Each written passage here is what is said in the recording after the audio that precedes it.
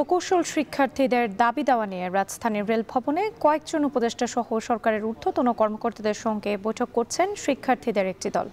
সেখানে আছেন সানি মৃধা, যুক্ত হচ্ছে তার সঙ্গে। সানি, কোন কোন উপদেষ্টার সঙ্গে আলোচনায় বসছেন আন্দোলনরত শিক্ষার্থীরা? সবশেষ পরিস্থিতি কি জানতে চাই আপনার কাছ থেকে। রাত্রে আপনাকে একটু আপডেট দেই, সেটা হলো যে বৈঠকটি এরই মধ্যে শেষ হয়ে গেছে।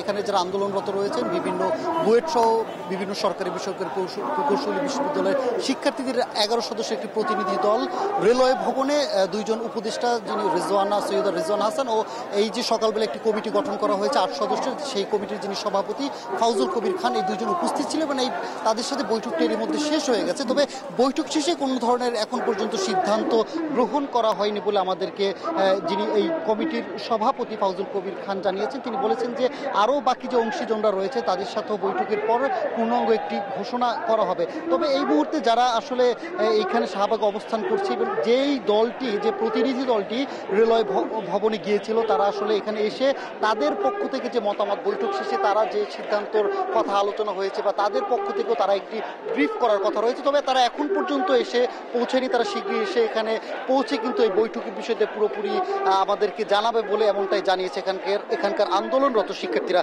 এর আগে থেকে যদি আপনাকে বলি যে তারা কিন্তু সন্ধ্যার পর তাদের যে সকালের যে আন্দোলনের যে দাবি দায় নিয়ে তারা কিন্তু সন্ধ্যার পর তাদের এই আন্দোলন অব্যাহত রেখেছেন। একই সাথে শাহবাগ মোড় কিন্তু তারা অবরুদ্ধ করেছে। আমিও এখন শাহবাগ মোড়ে আছি। আপনি দেখতে পাচ্ছেন যে শাহবাগ অবরুদ্ধ হওয়ার থাকার ফলে কিন্তু আশপাশের সড়কে কোনো ধরনের যান চলাচল করতে পারছে না। জরুরি যানবাহন ছাড়া কিন্তু সব ধরনের যানবাহন চলাচলে এখানে বন্ধ রয়েছে। তবে তাদের যে তিনটি যে মৌলিক প্রধান দাবি ছিল, সেই দাবির পরও কিন্তু আরও অনেক দাবি যুক্ত হয়েছে। অর্থাৎ তারা যেই লং মার্চ ঘোষণা করেছিল গতকালকে আন্দোলন করা অবস্থায়, এবং সেই লং মার্চের ফলে তারা যখন যমুনা অভিমুখী লং মার্চ শুরু করে তখন কিন্তু পুলিশের সাথে তাদের একটি ধাওয়া পাল্টা দেওয়া হয়, সংঘর্ষ হয়। এর ফলে কিন্তু তাদের 50 থেকে 60 জন শিক্ষার্থী আহত হয়েছে বলে আমাদেরকে তারা জানিয়েছে। এর মধ্যে বেশ কয়েকজন একটু গুরুতর আহত হয়েছে বলে আমাদেরকে এখানে আন্দোলনরত শিক্ষার্থীরা জানিয়েছে। এর বাইরেও কিন্তু আপনি জানেন যে এখানকার কিছু পুলিশ সদস্য কিন্তু আহত হয়েছে বলে জানতে পেরেছি।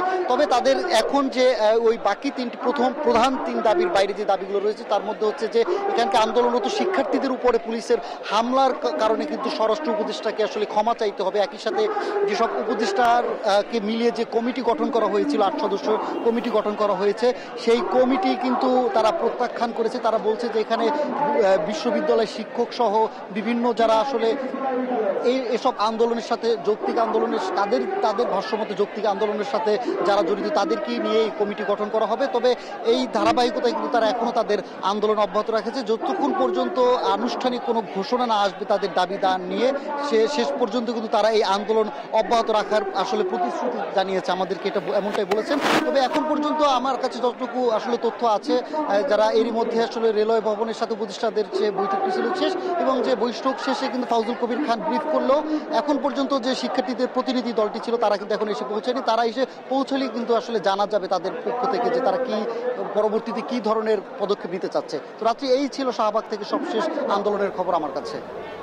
প্রকৌশল শিক্ষার্থীদের দাবি দেওয়া নিয়ে রাজধানীর শাহবাগে কয়েকজন উপদেষ্টা সহ সরকারের ঊর্ধ্বতন কর্মকর্তাদের সঙ্গে বৈঠক করছেন শিক্ষার্থীদের একটি দল। সেখান থেকে যুক্ত ছিলেন সানি মৃধা।